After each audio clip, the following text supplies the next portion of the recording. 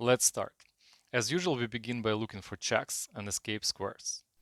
The black king doesn't have any escape square, both squares are taken by our queen on h4. However, we cannot deliver check on h8 because now queen is not protected by anything and the king is going to just take it.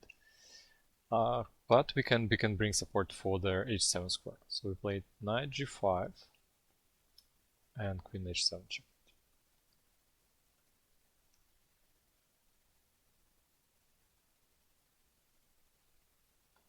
The white king has two escape squares on h1 and f2. And we have one immediate check on f1 with our queen, and a couple of checks c5 and d4. If we give checks on c5 or d4, the king is going to escape to h1, and we won't be able to do anything. However, we can bring the support for the queen on c4. And now we're all set to deliver checkmate on f1. The black king has 3 escape squares,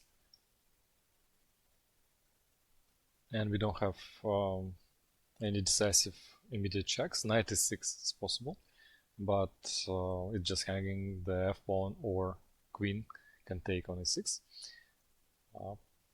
However, our knight is attacking on h7, and if you bring back our bishop, then our queen is ready to deliver checkmate on h7.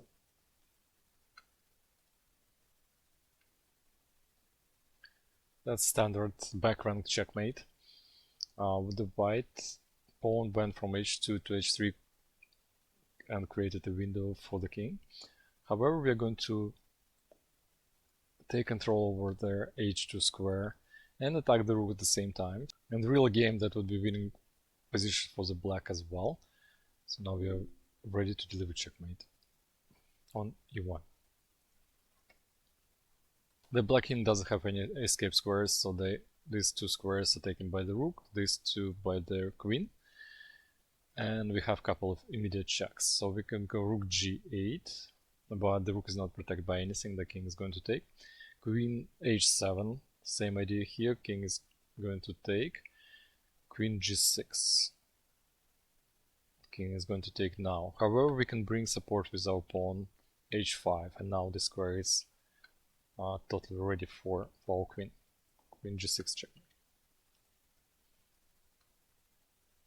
The king has just one escape square on g2, and we have a couple of immediate checks. We can give check on d6, but it has nothing to do with escape squares, and moreover it's protected by the queen.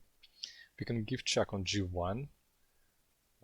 This looks good, but we cannot bring any support for the queen on g1 square. Queen h1 looks very promising. The queen is going to take away all the escape squares from the king, and we can help with the bishop. So bishop goes to f3 and queen goes to h1. That's true. The black king has just one escape square on g8, and we have one immediate check on h2. However, if we give check on h2, the king can escape. In real game, that's work. We give check on h2 and then we give checkmate on e6. But here, this special exercise, we start with bishop e6, controlling g1, and then checkmate on h2.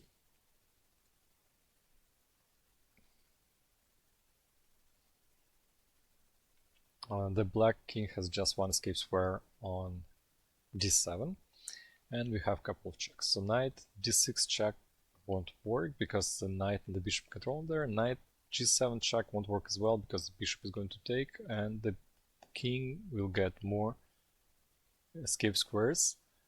Knight c7 looks very good because after giving check, the black king has just 2 escape squares on their d file. That's why before giving this check, we go rook d1, taking control over these 2 squares, and knight c7 checkmate. These 2 squares covered by the rook, this one by the knight, and the king is attacked by the knight on c7. And that checkmate is 3. The black king has 2 escape squares on a8 and b7, and we don't have any immediate checks. However, our queen could be placed on b7.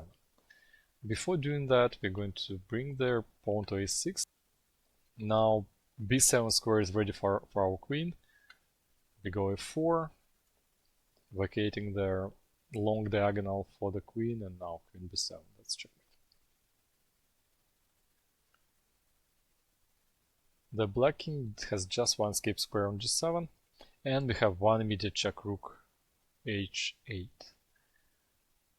However, our rook is not supported on h8, that's why before going there we're going to bring the bishop to f6. Now the h square is controlled by our bishop, and rook h8, that's check.